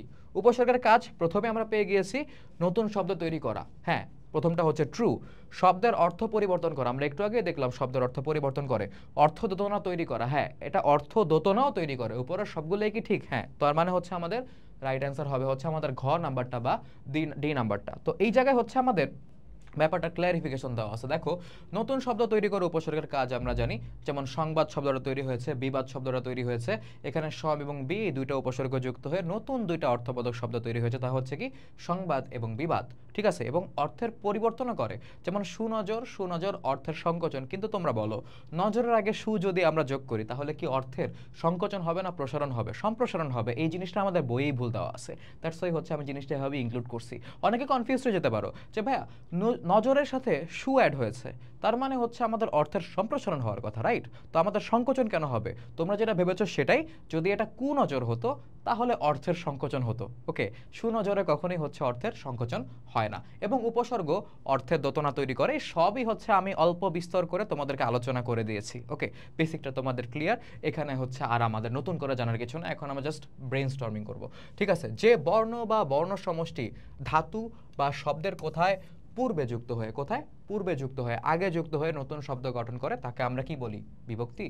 না। সন্ধি বলি? না। প্রত্যয় বলি? না। উপসর্গ। তো উপসর্গই তো আগে যুক্ত হয়, বাকিগুলো তো আগে যুক্তই হয় না, বাকিগুলো হচ্ছে তোমার পরে যুক্ত হয়। আর সন্ধির সাথে এটা কানেকশনই নেই, দুটা ধ্বনি মিলিত হয়ে সন্ধি তৈরি হয়, ওটা অন্য হিসাব। তারপর দেখো, বিশেষ অর্থে উপসর্গের ব্যবহার হয়েছে কোন শব্দটিতে? এখন একটু চিন্তা করতে হবে। ধরো, উপকূল বলতে হচ্ছে আসলে কুলের কাছে বোঝায়, মানে কুল বলতে নদী বা সমুদ্রের তীর আছে না, তো ওটার কাছাকাছি বোঝায় উপকূল। ঠিক আছে, বলে না যে উপকূলবর্তী এলাকায় হচ্ছে ৯ নং বিপদ সংকেত দেখানো হয়েছে ঘূর্ণিঝড়ের সময়। এই উপকূল মানে কি? ওই কুলের কাছাকাছি, নদী বা সমুদ্র কুলের কাছাকাছি। ঠিক আছে, উপবন, উপবন মানে হচ্ছে এটা বনও না আবার বনের মতো, মানে কি বনের সদৃশ্য। ওকে, এটার মানে ইয়াটা হচ্ছে তোমার বনের সদৃশ্য। তো উপবন মানে কি বনের মতো, বাট বন না, কাইন্ড অফ বনের মতো। উপভোগ, এটা পরে আসতেছি। ঠিক আছে, উপকণ্ঠ, কণ্ঠের সমীপে উপকণ্ঠ। ঠিক আছে, তোমরা এই জিনিসটা যদি মনে করো আমরা পড়ছি, তোমাদের বই হচ্ছে এগুলা নাই, এটা আমাদের এখন জানা ইম্পর্টেন্ট না। তো উপভোগ, উপভোগটা আসলে কি আমাদের এখানে মনে করো যে বিশেষ অর্থে ব্যবহৃত হয়েছে কিনা সেটা আমরা একটু চিন্তা করব। ভোগ করা মানে কি? কোনো কিছু ভোগ করা বোঝাচ্ছে। উপভোগ মানে কি? কমপ্লিটলি এনজয় করা। ঠিক আছে, আমার মানে ফেশিয়াল এক্সপ্রেশন যেমন হচ্ছে না এরকম, মানে ধরো তুমি একটা জিনিস খাইলা অনেকদিন পরে, ওকে, মানে অনেকদিন ধরে তোমার হচ্ছে সাপোজ কাবাব খাইতে মন চাইতেছে, তুমি তোমার ফেভারিট প্লেসে হচ্ছে কাবাব খাইতে গেলা, খাওয়ার পরে মুখে যখন দিলা তুমি বলে ও সেই, ঠিক আছে আলহামদুলিল্লাহ। তো ব্যাপারটা হচ্ছে উপভোগ, কমপ্লিটলি তুমি জিনিসটাকে এনজয় করতেছো, দ্যাটস ওয়াই এইটা বিশেষ অর্থে নাম্বার সি তে ব্যবহৃত হয়েছে, which is C is our right answer. তো দেখো, উপভোগ যোগে উপভোগ শব্দটি গঠিত হয়েছে, শব্দটি সম্পক মানে তোমার হচ্ছে সম্যক বা সম্পূর্ণরূপে অর্থে ব্যবহৃত হয়। মানে সম্যক বা সম্পূর্ণরূপে মানে কি? একটা জিনিসকে আমি কমপ্লিটলি এনজয় করছি, ফুললি এনজয় করছি। ঠিক আছে, এখন তো তোমরা আবার ইংলিশ দিয়ে বললে বেশি ভালো বুঝছো, যাই হোক, তো সমস্যা নাই, বুঝলেই হবে। আমাদের এরকম গড বাঁধা কোনো নিয়ম নাই যে আমাদের এভাবেই বুঝতে হবে। আমরা যেভাবে বুঝে আসছি, আমাদের বাপ দাদারা যেভাবে বুঝে আসছে সেভাবে তোমাদের বুঝতে হবে, এরকম কোনো কথা নাই। তো উপভোগ মানে কি? সম্পূর্ণরূপে কমপ্লিটলি কোনো একটা জিনিসকে এনজয় করছি, দ্যাটস ওয়াই আমাদের রাইট অ্যান্সারটা হবে কি? বিশেষ অর্থে উপসর্গ যুক্ত হয়েছে এইখানটাতে। নিচের কোন উপসর্গ গঠিত শব্দ বিপরীত অর্থে ব্যবহৃত হয়? ঠিক আছে, দেখো সুন্দর মতো হচ্ছে এই জায়গায় সম্পূর্ণ, সুনজর, এগুলো তো বিপরীত অর্থে ব্যবহৃত হয় না। তো এই জায়গায় মেজাজ আছে, গড় হাজির আছে। তো গড় হাজির আমরা একটু আগেই দেখছি, হাজির মানে উপস্থিত, গড় হাজির মানে হচ্ছে এখানে উপস্থিত নাই, তার মানে হচ্ছে এখানে উপস্থিতির বিপরীত মিনিংটা প্রকাশ করতেছে। তো এই জায়গায় নিচে কোন উপসর্গ গঠিত শব্দটা হচ্ছে বিপরীত অর্থ প্রকাশ করে, তা হচ্ছে আমাদের ডি নাম্বার অ্যান্সার, সেটা হচ্ছে আমাদের গড় হাজির। তারপর আছে কি দেখো, নিচের কোন উপসর্গ গঠিত শব্দটি বিপরীত অর্থে ব্যবহৃত হয়েছে, এটার অ্যান্সার মানে এক্সপ্লেনেশন আমাদের দেওয়া আছে, এটা বিপরীত অর্থ প্রকাশ করে, আমি বললামই। তারপর দেখো, অপকর্ম শব্দটির অর্থ দোতনা কি? মানে এটা আসলে কি ভাব প্রকাশ করে? অপকর্ম মানে মেইন শব্দটা ছিল হচ্ছে আমাদের কর্ম। ঠিক আছে, কর্ম ছিল, কর্মর সাথে হচ্ছে আমরা অপযুক্ত করছি, রাইট? তো অপকর্ম মানে কর্ম মানে কাজ, নর্মাল। তারা আগে যদি আমরা অপযুক্ত করি তাহলে কি মিনিং প্রকাশ করে? খারাপ কাজ, বাজে কাজ, ঠিক আছে, ভালো কাজ তো হওয়ার কথা না। তার মানে এই জায়গায় কি মানে অর্থ কি হইতে পারে? বিকৃত, মন্দ, অনুচিত, বাজে, অবশ্যই এই জায়গায় মন্দ বোঝাচ্ছে, ঠিক আছে। অপকর্ম মানে খারাপ কাজ, ঠিক আছে। দেখো আমাদের রাইট অ্যান্সার হচ্ছে মন্দ, কারণ এই জায়গায় আমাদের এক্সপ্লেনেশন দেওয়া আছে যে হচ্ছে মন্দ অর্থদোতনা সৃষ্টি করে, খারাপ কাজ বোঝায়। এছাড়াও এই জায়গায় তোমার মনে করো অপকর্ম বা এই উপসর্গটা যোগে মানে তোমার হচ্ছে মনে করো যে অপকর্মের মতোই আরো কয়েকটা শব্দ আছে যেগুলোতে আসলে তোমার মনে করো যে মন্দ অর্থে ব্যবহৃত হয়। যেমন মনে করো দুর্দিন হচ্ছে কি খারাপ দিন, মন্দ দিন, দুঃশাসন, খারাপ শাসন, শেখ হাসিনার আমলে যেটা ছিল আর কি। ওকে, তারপর হচ্ছে তোমার এরকম আরো কিছু শব্দ আছে যেগুলো হচ্ছে তোমার সেম মিনিং প্রকাশ করে। অপকর্ম শব্দে উপসর্গটি কি অর্থ প্রকাশ করে? দেখো কি অর্থ প্রকাশ করতে পারে তোমরা বলো। অপকর্ম মানে কি? খারাপ কাজ, ঠিক আছে। তো এইখানে তোমার উৎকৃষ্ট অর্থ আকৃষ্ট, নিকৃষ্ট, বিশিষ্ট। উৎকৃষ্ট তো অবশ্যই হবে না, উৎকৃষ্ট বলতে ভালো কিছু বোঝায়, ঠিক আছে। আকৃষ্ট মানে হচ্ছে অ্যাট্রাক্টেড ফিল করা, এটা রেলিভেন্টই না, ঠিক আছে, এটার সাথে সম্পর্কিতই না, ঠিক আছে। বিশিষ্ট স্পেশাল কিছু বোঝায় না। নিকৃষ্ট মানে কি? খুবই খারাপ, বাজে। তো তার মানে দেখো প্রশ্নটা বোঝো, অপকর্ম শব্দে উপসর্গটা কি অর্থ প্রকাশ করে? মানে এই অর্থটা হচ্ছে নিকৃষ্ট অর্থ, খারাপ কাজ, নিকৃষ্ট কাজ, ঠিক আছে, গেল। তারপরে দেখো কোন উপসর্গটি ভালো অর্থে ব্যবহৃত হয়, মানে পজিটিভ। দেখো এই জায়গায় যখন আমরা বলি হচ্ছে তখন এটা ভালো মিনিং প্রকাশ করে। সুশাসন, সুনাগরিক, সুনজর, সুসম্পর্ক, ঠিক আছে, ভালো কিছু বোঝায় না, পজিটিভ বোঝায়। দেখো এটার এক্সপ্রেশন দেওয়া আছে যে হচ্ছে উপসর্গটি ভালো অর্থে ব্যবহৃত হয়, যেমনটি সুদিন, ঠিক আছে। আবার সুকৌশলে, সুটা আবার চমৎকার অর্থে ব্যবহৃত হয়। ব্যাপারটা বোঝা আমাদের খুবই সিম্পল। অকাজ শব্দে উপসর্গের মানে যে ব্যবহারটা হয়েছে এর ফলে অর্থের কি পরিবর্তন হয়েছে, ঠিক আছে, মানে ঘটেছেটা কি? এটা কি অর্থের পরিবর্তন করে? এটা কি পরিবর্তন করে, সংকোচন করে, না সম্প্রসারণ করে? দেখো আমরা আগেই বলছি যে কাজ এই শব্দটার সাথে যখন হচ্ছে উপসর্গ যুক্ত হয় তখন এটার অর্থটাকে অনেক নেগেটিভ করে ফেলে। তো অবশ্যই হচ্ছে সম্প্রসারণ হবে না, ঠিক আছে, পরিবর্ধন হবে না, মানে এক্সটেন্ডও করে নাই, বাড়ায়ও নাই, মিনিংটাকে পজিটিভ করে নাই, ঠিক আছে। তো এই জায়গায় আমাদের রাইট অ্যান্সার কি? এখানে আমাদের রাইট অ্যান্সার হচ্ছে অর্থের সংকোচন হয়েছে, ঠিক আছে। পরিবর্তন তো হয়েছে, অর্থের সংকোচনও হয়েছে, ঠিক আছে। তারপর দেখো কোনটির অর্থবাচকতা নেই কিন্তু অর্থদোতকতা আছে। এটা খুবই ফেমাস একটা এমসিকিউ, অনেকবার এসেছে, ঠিক আছে। এবং ইন ফিউচার যদি তোমরা মনে করো যে গভর্নমেন্ট লাইনে যদি কারো যাওয়ার ইচ্ছা থাকে বা যদি কেউ মনে করো বি ইউনিট এর এক্সাম দাও, অ্যাডমিশন টেস্ট দাও, দেখবা হচ্ছে এই টাইপের কোশ্চেন হচ্ছে পেয়ে বসছো, ঠিক আছে, থাকবে। তো দেখো কোনটার অর্থবাচকতা নেই কিন্তু অর্থদোতকতা আছে, আমরা অলরেডি জানি এটা রাইট অ্যান্সার হচ্ছে উপসর্গ। উপসর্গের অর্থবাচকতা নেই মানে এর নিজস্ব কোনো মিনিং নেই। অর্থদোতকতা আছে মানে কি এটা অন্য একটা শব্দের সাথে যুক্ত হয়ে নতুন একটা অর্থবোধক শব্দ তৈরি করতে পারে, ঠিক আছে। তারপর দেখো বিজ্ঞান শব্দে উপসর্গটি কি অর্থে ব্যবহৃত হয়েছে, ঠিক আছে। বিজ্ঞান মানে বিশেষ জ্ঞান এরকম কিছু বোঝায়, ঠিক আছে। এখানে সাধারণ, অভাব, গতি এগুলো কিছুই না, এখানে বিশেষ অর্থে মানে স্পেশাল, ঠিক আছে, স্পেশাল নলেজ। বিজ্ঞানটাকে আসলে এরকম ভাবেই দেখা হয়। আমাদের কাছে খুবই সিম্পল হলে তো হবে না, কারণ আমরা বিজ্ঞানের যে তথ্যগুলো এখন পাই সেগুলো কি অনেক দিন ধরে হচ্ছে মানুষজন মানে গবেষণা করে বা চিন্তা ভাবনা করে বের করছে না। তো এগুলো তো মনে করো যে বিশেষ জ্ঞানই, তাই না?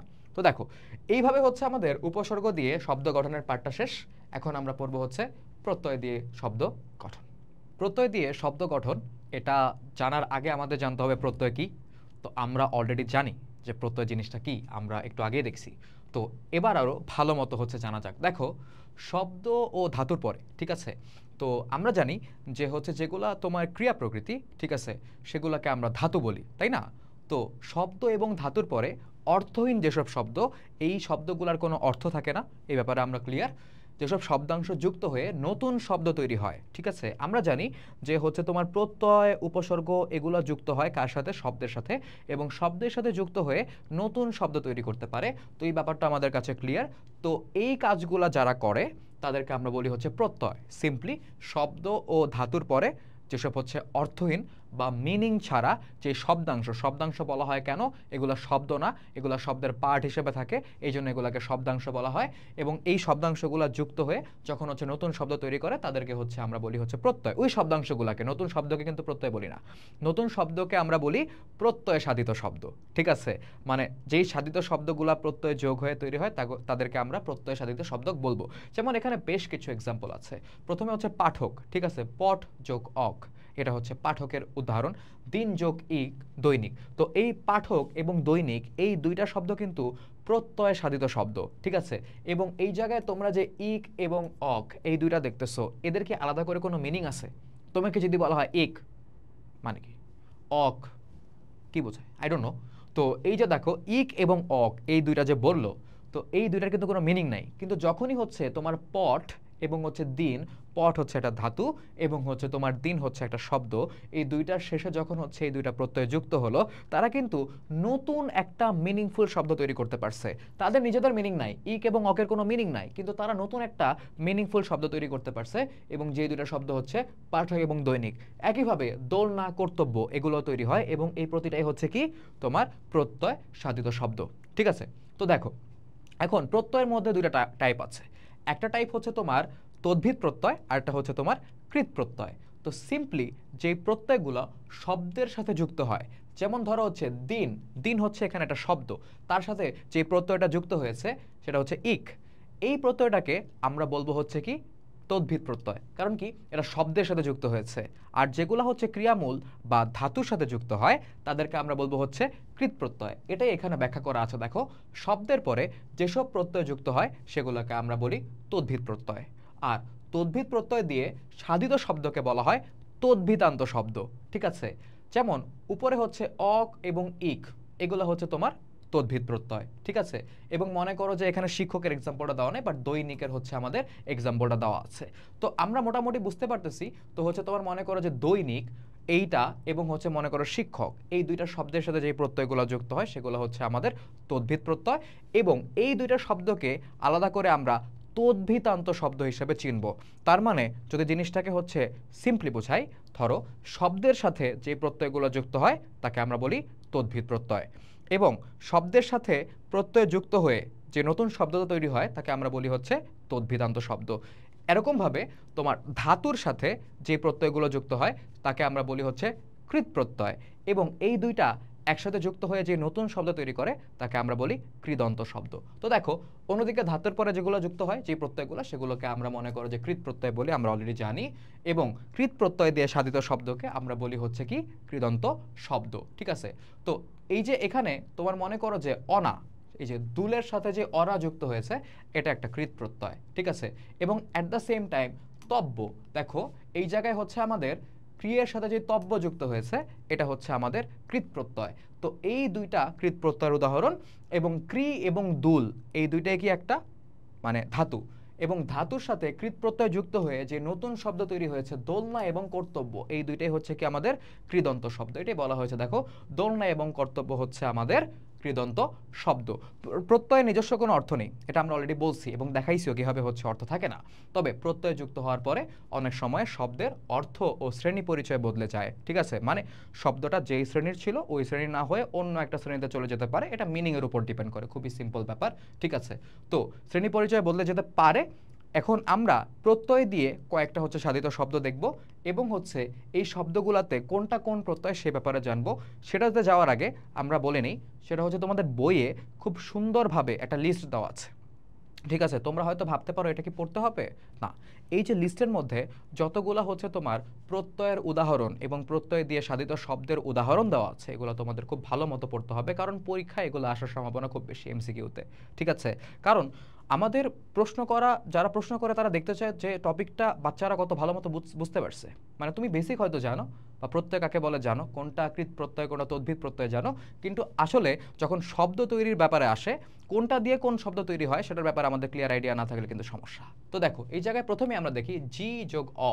তো আমরা বুঝতে পারতেছি এই জায়গায় অটা হচ্ছে আমাদের প্রত্যয় এবং জি যোগ অ এটা একটা কৃত প্রত্যয় সাধিত শব্দ। এই জায়গায় জিটা হচ্ছে এক ধরনের ধাতু এবং ধাতুর সাথে যেই প্রত্যয় যুক্ত হয় তাকে বলা হয় কৃত প্রত্যয়। ধাতুর সাথে কৃত প্রত্যয় যুক্ত হয়ে তোমার কৃদন্ত শব্দ তৈরি করে, তার মানে জয়টা হচ্ছে আমার এখানে কৃদন্ত শব্দ, ঠিক আছে। তারপর দেখো পট যোগ অক, এই যে পটটা দেখতে পাচ্ছ এটা হচ্ছে ধাতু এবং ধাতুর সাথে যে অক প্রত্যয় যুক্ত হয়েছে সেটা হচ্ছে কৃত প্রত্যয়, এবং পাঠক যে শব্দটা তৈরি হয়েছে সেটা হচ্ছে আমাদের কৃদন্ত শব্দ, ঠিক আছে। উর যোগ অন্ত, ওকে। এই যে উর যেটা দেখতে পাচ্ছ, আমি তোমাদেরকে বলছি ধাতু আর হচ্ছে নর্মাল শব্দ অত ব্যাখ্যায় না গিয়ে আমরা কেমনে বুঝবো, শব্দ দেখলে বোঝা যায়, ঠিক আছে। যেমন দেখো এই নিচেই বাঘ, বোঝা যাচ্ছে বাঘ বোঝাচ্ছে, এটা একটা শব্দ, ঠিক আছে। ঢাকা শব্দ, বোঝা যাচ্ছে। তার মানে আমরা মোটামুটি বুঝতেছি যে বাঘ এবং ঢাকার ক্ষেত্রে ধাতুর কোনো কানেকশন নেই। তো এই যে উর যোগ অন্ত, এই যে অন্তটা যে যুক্ত হলো, এটা হচ্ছে একটা কৃত প্রত্যয় এবং উরন্ত হচ্ছে একটা কৃদন্ত শব্দ, ঠিক আছে। তারপরে যখন ধরো হচ্ছে বাঘ যোগ আ করতেছি আমরা, এখান থেকে বাঘা হচ্ছে, নতুন একটা শব্দ তৈরি করতেছে। তো বাঘ হচ্ছে একটা শব্দ এবং বাঘের সাথে যে আ প্রত্যয়টা যুক্ত হয়েছে সেটা হচ্ছে একটা তদ্ভিদ প্রত্যয়। এটা কিন্তু কৃত প্রত্যয় না, কারণ শব্দের সাথে যুক্ত হয়েছে। এবং বাঘা হচ্ছে একটা তদ্ভিদান্ত শব্দ। তারপরে ঢাকা, ঢাকা একটা কমপ্লিট ওয়ার্ড, একটা শব্দ, তার সাথে আই প্রত্যয় যুক্ত হয়েছে, তার মানে এটা একটা তদ্ভিদ প্রত্যয়। এবং এই যে ঢাকায় যে শব্দটা, সেটা হচ্ছে একটা তদ্ভিদান্ত শব্দ। এরকম আরও অনেক এক্সাম্পল তোমাদের বইয়ে দেওয়া আছে, সেগুলো সব এখানে এক ক্লাসে পড়ানো সম্ভব না, বোঝানো সম্ভব না। তো আমরা হচ্ছে ভালো মতো নিজেরা পড়ে নিব। তারপর দেখো, প্রত্যয় যোগ করলে মাঝে মাঝে, মাঝে মাঝে না, মানে ম্যাক্সিমাম টাইমে শব্দের অনেক মানে মানে অর্থটা পরিবর্তন হয়ে যায়, মিনিংটা পরিবর্তন হয়ে যায়। যেমন দেখো যে চোর থেকে, চোরের সাথে যখন আমরা আ প্রত্যয় যুক্ত করতেছি, ঠিক আছে, তখন হয়ে যায় সেটা হচ্ছে চোরা। তো এটা অবজ্ঞা অর্থে ব্যবহৃত হয়েছে। এই যে পার্টটুকু তোমার বইয়ে যেখানে পাবা, এই পার্টটুকুতে যত এক্সাম্পলগুলো দেওয়া আছে সেগুলো কিন্তু এমসিকিউর জন্য খুবই ইম্পর্টেন্ট, এবং তোমরা দেখবা বই খুললে বা হচ্ছে টেস্ট পেপার খুললে এগুলো থেকে অনেক প্রশ্ন করা হয়েছে, তাই না? তো দেখো, চোর থেকে যখন আমরা চোরা বলি, চোরা মানে কি? অবজ্ঞা বোঝাচ্ছি, চোরাদের মতো লাগতেছে তোমার, ঠিক আছে। আগে আমাদের স্কুলে টিচাররা চুল বড় হইলে বলতো চোরের মতো লাগতেছে, চোরা নাকি তুই? তো ব্যাপারটা হচ্ছে এমন, অবজ্ঞা করতেছে, ঠিক আছে, কটাক্ষ করতেছে নাকি, কেমন লাগে, ব্যাপারটা হচ্ছে এমন। তারপর দেখো, ডিঙির সাথে আ যুক্ত হয়ে গেল হচ্ছে ডিঙা। ডিঙা বলতে কি আসলে বড় বোঝায়, ঠিক আছে, মানে এটা নৌকাই বোঝাচ্ছে, বাট একটু বড় সাইজের। তো বৃহৎ অর্থে, মানে ডিঙি থেকে ডিঙা যখন হয় তখন এটা অর্থটা পরিবর্তন হয়, বৃহৎ অর্থ বোঝায়। তো এটা টপিকের সাথে মিলাও, প্রত্যয় যোগ করলে শব্দের অর্থ অনেক সময় বদলে যায়। বদলাচ্ছে না এই দুই জায়গায়? চোর তো নর্মালি চোর, ঠিক আছে, একজন ব্যক্তি চোর, ঠিক আছে, বা প্রফেশন চোর, যেটাই হোক, প্রফেশন যদিও হয় না। তো চোরা যখন বলি, এটা অবজ্ঞা করা বোঝায়, চোরা দিয়ে, চোরাদের মতো লাগতেছে, কিন্তু চোরা, এরকম একটা কথা। ওকে, ডিঙা বললে, ডিঙি মানে হচ্ছে নৌকা, ডিঙা বললে বড় নৌকা বোঝায়। তো এই যে দেখো, মিনিং পরিবর্তন হয়ে যাচ্ছে। তারপর ধরো, বাঘের সাথে আ যুক্ত করলে বাঘা হয়, ঠিক আছে, কি হয়? বাঘা। তো বাঘা মানে কি? বাঘের মতো। আরে কি বাঘা লোক রে ভাই, দিল একটা ঘুষি উড়ে গেলাম। ওকে, ব্যাপারটা হচ্ছে এমন। তো বাঘা যখন বলে তখন কি বোঝাচ্ছে যে লোকটা বাঘ, বাঘের মতো, বা লোকটাই বাঘ না, মানে বাঘের সদৃশ্য বোঝাচ্ছে আর কি, মানে বাঘের মতোই জোর, বাঘের মতোই শক্তি, বাঘের মতোই সাহসিকতা, তেজ, ঠিক আছে। তো সদৃশ্য অর্থে ব্যবহৃত হয়েছে। তারপর দেখো, যখন বলি দক্ষিণ, ওকে, তো দক্ষিণ বললে আসলে সাউথ বা দক্ষিণ দিক বোঝায়। যখন আমরা বলি হচ্ছে দক্ষিণা, তখন বোঝাচ্ছে কি দক্ষিণ দিক থেকে যেটা আসতেছে তাকে। যেমন মনে করো দক্ষিণা বাতাস, ওকে, তো দক্ষিণ মানে হচ্ছে দিক বোঝায়, আর দক্ষিণা মানে হচ্ছে ওই দিক থেকে আসা বোঝায়, আসতেছে এরকম কিছু একটা বোঝাচ্ছে। তার মানে আগত অর্থে আসা বা আগত অর্থে হচ্ছে এখানে মিনিংটা পরিবর্তন হয়েছে। দক্ষিণাটা দিকের নাম ছিল, যখন আমরা বলতেছি দক্ষিণা, তখন আগত অর্থে এটার মিনিংটা পরিবর্তন হয় আ যুক্ত করার পরে। তারপর ধরো ঢাকা বলতে কি এটা পার্টিকুলার জায়গা বোঝাচ্ছে, ঢাকা, ঠিক আছে। যখন আমরা বলি ঢাকায় আই প্রত্যয় যুক্ত হয়, তখন আসলে এটা একটা জাত বোঝায়। যেমন ধরো হচ্ছে ঢাকাই শাড়ি, ঢাকাই ছেলে, ওকে। তো ব্যাপারটা কি? জাত, মানে এটা কোত্থেকে আসছে, শাড়িটা কোন জায়গা? ঢাকার, ঢাকাই শাড়ি, ঠিক আছে। তো জাত অর্থ এখানে প্রকাশ পায়। ইতর আর ইতরামি, ঠিক আছে, ছোটবেলায় নারীরা বলতো ইতরামি করিস না, মার মুধেরা। তো নানি দাদিরা হচ্ছে এরকমভাবে বলতো, তো তারা তো আঞ্চলিক ভাষায় কথা বলে। তো হচ্ছে দেখো, ইতর থেকে ইতরামি, আমি প্রত্যয় যুক্ত হয়েছে। ইতর বলতে কি? মানে মনে করো যে ওই একটা মানুষকে বোঝানো হচ্ছে, বা মানুষের মানে তোমার মনে করো যে ক্যারেক্টারিস্টিক্সকে বোঝানো হচ্ছে। ইতরামি মানে কি? ইতরের ভাব, মানে কি ইতররা যা করে সেটা করলে ইতরামি বলে, এক কথায়। তো পেশা, পেশা অর্থ দেখো, ডাক্তার থেকে ডাক্তারি, ওকে। ডাক্তার যখন আমি বলি তখন একজন ব্যক্তিকে বোঝায়, আমার বাবা ডাক্তার, এরকম একটা কথা, ঠিক আছে। আমার বাবা ডাক্তার না, তো নর্মালি বললাম যে ধরো হচ্ছে ডাক্তার বললে একজন ব্যক্তিকে বোঝায়। কিন্তু যখন বলি ডাক্তারি, তখন একটা পেশা বোঝায়, তিনি ডাক্তারি করেন, ঠিক আছে, ডাক্তারি আমার পছন্দ, এরকমভাবে পেশা বোঝায়। কিন্তু তুমি কিন্তু কখনো ব্যক্তিকে ডাক্তারি দিয়ে প্রকাশ করতে পারবে না। তুমি কি বলতে পারবা আমার বাবা ডাক্তারি? না, আমার বাবা ডাক্তারি বলতে হবে। তো বাবা কি করেন? ডাক্তারি করেন, ঠিক আছে। তো পেশা অর্থে এই যে মনে করো ই প্রত্যয়টা যুক্ত হলো এবং শব্দটা চেঞ্জ হয়ে একটা পেশাতে কনভার্ট হয়ে গেল, পেশা অর্থ প্রকাশ পাচ্ছে এই জায়গায়, প্রফেশন, ওকে। মাটি থেকে মেটে মানে কি? উপকরণ বোঝায়। মানে ধরো তোমাকে যদি বলা হইলো, তোমাকে যদি বলা হয় যে এই ফুলের টপটা কিসের, এটা মেটে একটা টপ, মানে কি এটা তোমার মাটি দিয়ে তৈরি করা হয়েছে, মানে এটার উপাদানটা হচ্ছে মাটি। তো এরকম ভাবে হচ্ছে আমরা প্রতি ক্ষেত্রে দেখতে পাচ্ছি, আরো অনেক এক্সাম্পল আমাদের বইয়ে আছে যে শব্দের অর্থ হচ্ছে আমাদের পরিবর্তন হয়ে যায় প্রত্যয় যোগ হওয়ার পরে। এখন আমরা একটু চিন্তা করব, দেখো ধাতুর পরে যেসব প্রত্যয় যুক্ত হয় তাদের কি বলে?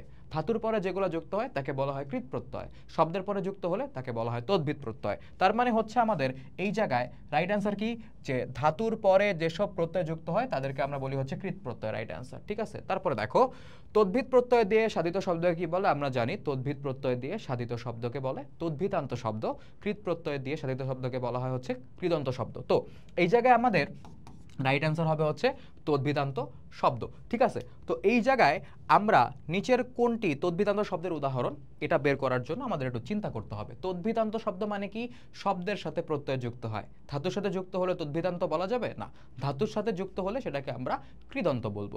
তো দেখো এই জায়গায় খেলনা, খেলনাকে যদি আমরা একটু বিশ্লেষণ করি তাহলে হচ্ছে তোমার এরকম হবে খেল যোগ না। ঠিক আছে, তো এই যে দেখো এখানে যে খেয়াল যোগ না হলো, ঠিক আছে, খেয়াল যোগ অনা, সরি, তো হচ্ছে তোমার খেয়াল যোগ অনা হলো খেলনা। ওকে, তো এত কিছু মনে থাকে না সব সময়, যাই হোক, তো খেয়াল যোগ অনা যে হলো, তো এখানে আমরা বুঝতে পারতেছি যে খেয়ালটা হচ্ছে একটা ধাতু, রাইট। তো তারপরে দেখো গমন, তো এই জায়গায় যদি আমরা গম যোগ অন করি, ঠিক আছে, তাহলে হয় হচ্ছে গমন। তো গম এটা হচ্ছে এটা ধাতু, ওই খাওয়ার গম না, গম যোগ অন এটা ধাতু। ঠিক আছে, পরা, তো পরাকে যদি আমরা একটু বিশ্লেষণ করি, পর যোগ আ, ঠিক আছে, এই পরটা হচ্ছে একটা ধাতু। ওকে, তো এখানে প্রতিটা ক্ষেত্রে আমরা দেখতেছি ধাতুর সাথে তিনটা প্রত্যয় যুক্ত হয়েছে, তিনটা বিভিন্ন পয়েন্টে। তো এগুলা প্রতিটা ধাতুর সাথে যুক্ত হওয়ার জন্য এগুলা হচ্ছে একটা তদ্ভিদান্ত শব্দ নাকি কৃদন্ত শব্দ, কোনটা হবে? কৃদন্ত শব্দ হবে, এবং সবগুলা হচ্ছে কৃৎ প্রত্যয়। এখন প্রশ্নটা পড়ো, নিচের কোনটিতে তদ্ভিদান্ত শব্দের উদাহরণ, মানে এখানে সবগুলা কৃদন্ত শব্দ, কোনটা না সেটা হচ্ছে নাগর, নাগর হচ্ছে আমাদের তদ্ভিদান্ত শব্দ। ঠিক আছে, তারপর দেখো নিচের কোনটি নিজস্ব অর্থ আছে, এটা একটু ডিফারেন্ট কোশ্চেন, চিন্তা করো। প্রত্যয়, প্রত্যয়ের কি নিজস্ব অর্থ আছে, নাকি অন্য একটা শব্দের সাথে যুক্ত হয়ে একটা মিনিং তৈরি করতে পারে? সেকেন্ডটা রাইট, তার মানে প্রত্যয়ের নিজস্ব কোনো অর্থ নেই। উপসর্গেরও নিজস্ব কোনো অর্থ নেই, এটা অন্য একটা শব্দের আগে বসে নতুন অর্থবোধক শব্দ তৈরি করতে পারে। বচনেরও নিজস্ব কোনো অর্থ নেই, ঠিক আছে, রা গুলো, বচন মানে কি, যে মনে করো রা ছেলেরা, ঠিক আছে, গুলো বইগুলো, এগুলো হচ্ছে বচন, এগুলোর তো আলাদা করে কোনো মিনিং নাই, অন্য একটা শব্দের শেষে যুক্ত হয়ে একটা মিনিং তৈরি করতে পারে। আর শব্দকে অবশ্যই মিনিংফুল হতে হবে, অর্থ না থাকলে এটা শব্দ হবে না। তার মানে রাইট অ্যান্সার কি, কোনটির নিচের কোনটি নিজস্ব অর্থ আছে, সেটা হচ্ছে আমাদের শব্দের নিজস্ব অর্থ আছে। তারপর দেখো নিচের কোনটি কৃদন্ত শব্দের উদাহরণ, এই মোটামুটি যেগুলো আছে, দিন যোগ, ঠিক আছে, তো মনে করো যে পাগল যোগ আমি দিন যোগ, এগুলো হচ্ছে এক একটা তোমার তদ্ভিদান্ত শব্দের উদাহরণ। কিন্তু ভাজিকে যদি আমরা একটু বিশ্লেষণ করি, দেখবা হচ্ছে ভাজ যোগ ই, এরকম হচ্ছে। তো এই ভাজটা কখনোই কোনো শব্দের উদাহরণ না, এটা হচ্ছে একটা ধাতুর উদাহরণ। তার মানে এই জায়গায় আমাদের কৃদন্ত শব্দ কোনটা, কৃদন্ত শব্দ হচ্ছে আমাদের নাম্বার এটা। ওকে, তারপর দেখো নিচের কোন শব্দটিতে উয়া প্রত্যয় যুক্ত হয়েছে, উয়া, একটু উচ্চারণ করলেই বুঝবা, লাগোয়া, এখানে ওয়া হয়, ঠিক আছে, ঘরোয়া ওয়া, ঠিক আছে, বাড়িওয়ালা ওয়ালা যুক্ত হয়েছে, পড়ুয়া, এখানে উয়া যুক্ত হওয়ার একটা ব্যাপার আমরা উচ্চারণ করেই বুঝতে পারলাম, আর কিছু চিন্তা না করে। তার মানে হচ্ছে পড়ুয়া শব্দে উয়া প্রত্যয় যুক্ত হয়েছে, এটা হচ্ছে আমাদের রাইট অ্যান্সার। ঠিক আছে, তারপর দেখো অবজ্ঞা অর্থে কোনটা ব্যবহার করা হয়। তো অবজ্ঞা অর্থে আমরা অলরেডি দেখছি যে চোর থেকে যখন চোরা হয়, তো চোরা আমরা অবজ্ঞা করে বলি, তার মানে হচ্ছে আমাদের রাইট অ্যান্সার হচ্ছে এই জায়গায় চোরা। তো এই গেল হচ্ছে আমাদের শব্দ পদের গঠন, তারপর আমরা উপসর্গ দেখলাম, এবং তারপর হচ্ছে আমরা প্রত্যয় দেখলাম। আশা করি ক্লাসটা তোমাদের সবার ভালো লেগেছে। যদি তোমাদের কোনো প্রশ্ন থাকে অবশ্যই কমেন্ট সেকশনে জানিয়ে দিবে। ধন্যবাদ।